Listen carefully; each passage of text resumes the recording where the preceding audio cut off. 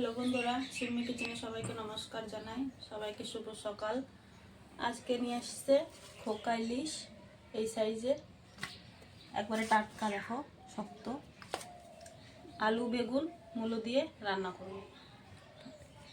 ভিডিওটি সম্পূর্ণ দেখতে থাকো। এখন আমি মাছটা কেটে নেব। মাছটা কেটে নিচ্ছি।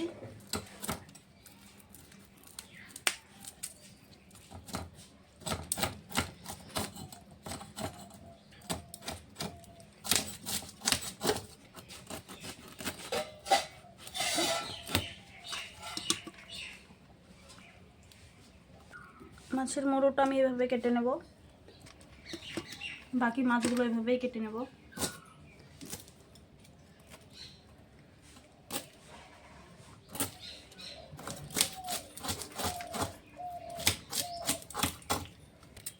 মাছটা কেটে নিয়েছি, মাছটা এখন ধুয়ে নিচ্ছি ভালো করে।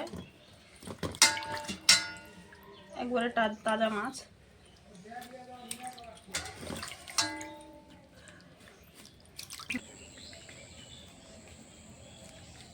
তোমরা দেখো আমাদের গাছে ঝাল ধরেছে লঙ্কা, তাজা তাজা গাছের লঙ্কা দিয়ে আমরা রান্না করি।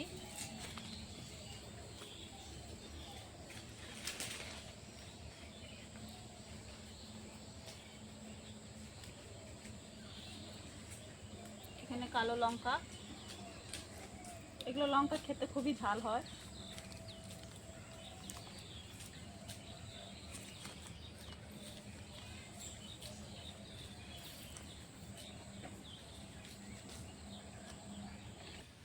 কাঁচা ঝাল দেখো, তাজা তাজা গাছের কাঁচা ঝাল তুলে নিয়ে এসেছি রান্না করার জন্যে।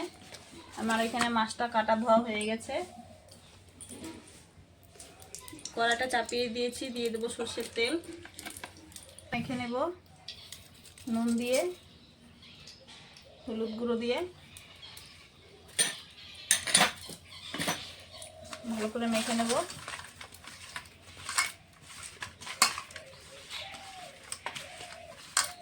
মাছটা মাখা হয়ে গেছে, কড়াইয়ের তেলটা গরম হয়ে গেছে।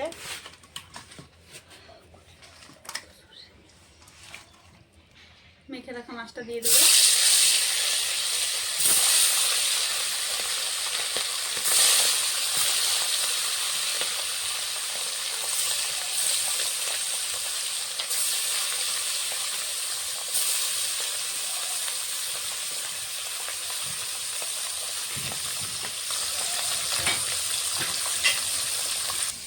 ওখানে মাছটা ভাজা হচ্ছে, ততক্ষণ আমি সবজিটা কেটে নেব। মূলোটা কেটে নিচ্ছি আগে।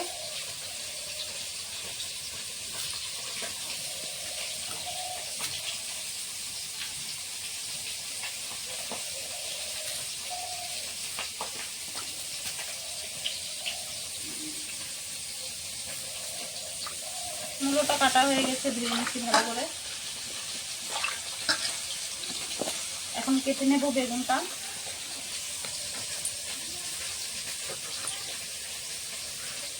টাটকা বেগুন একবারে। বেগুনটা কাটা হয়ে গেছে, আমি বেগুনের বোটাটাও দিয়েছি। আমার শাশুড়ি খেতে ভালোবাসে। এখানে আমি মাছটা উল্টিয়ে নেব।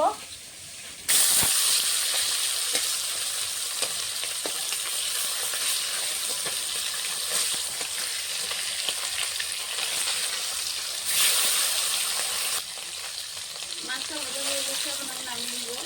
বেশি কড়া করে ভাজবো না মাছ, ইলিশ মাছ হালকা ভাজবো।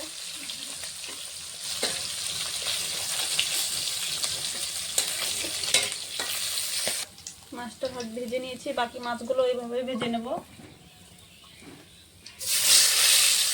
এগুলো মাথা খালি।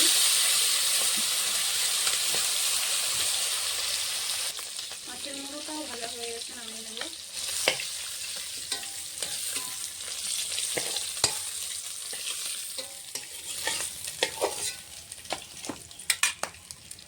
মাছের জন্য আমি কটা তেলে জিরেটা আগে ভেজে নেব।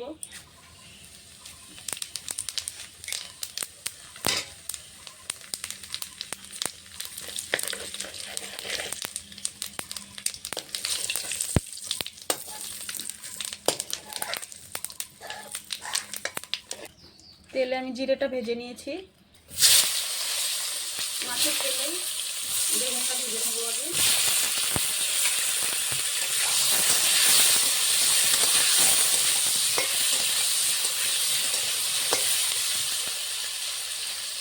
বেগুনে হালকা নুন দিয়ে ভেজে নেব।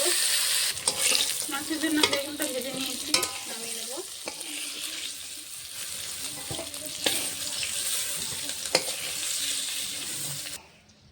এই তেলে আমি আর একটু সর্ষের তেল দিয়ে ফোড়নটা একটা শুকনো লঙ্কা হাফ হাফ করে কটা কালো জিরে,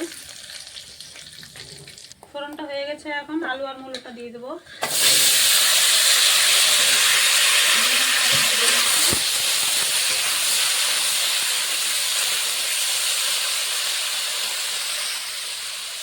দিয়ে দেবো স্বাদ মতো নুন, পরিমাণ মতন হলুদ দেবো। ভালো করে নেড়ে চেড়ে ভেজে নেব। ঢাকনা দিয়ে চাপা দেবো না। সবজিটা ভালো করে ভেজে নিচ্ছি। এখানে মশলাটা করে নেব। আদা কাঁচা লঙ্কাটা একসঙ্গে বেটে নেব।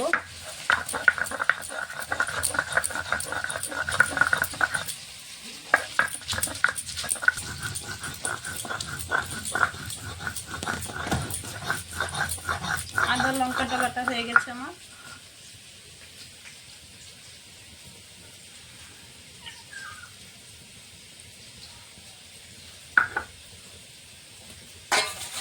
সবজিটা ভাজা হয়ে গেছে লাল লাল করে। বেটে রাখা লঙ্কা আর আদাটা দিয়ে দেবো।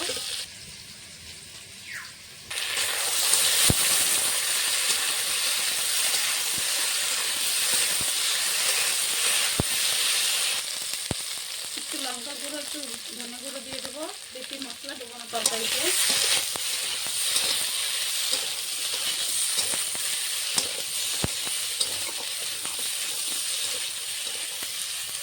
সবজিটা আমি মশলা দিয়ে কষিয়ে নিচ্ছি ভালো করে। এখন জল দিয়ে দেবো।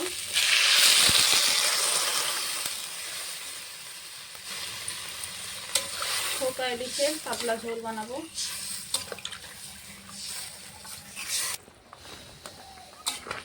ঝোলটা ফুটে উঠেছে। ভেজে রাখা বেগুনগুলো দিয়ে দেবো।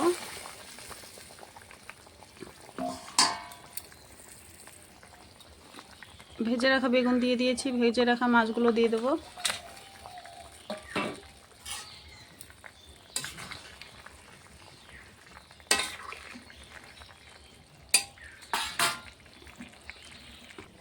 ভেজে রাখা জিরেটা আমি এখন বেটে দিয়ে দেবো তরকারিতে।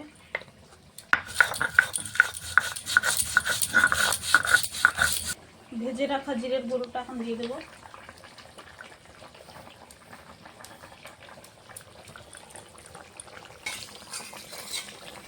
তরকারিটা হয়ে গেছে, আমি নামিয়ে নেব।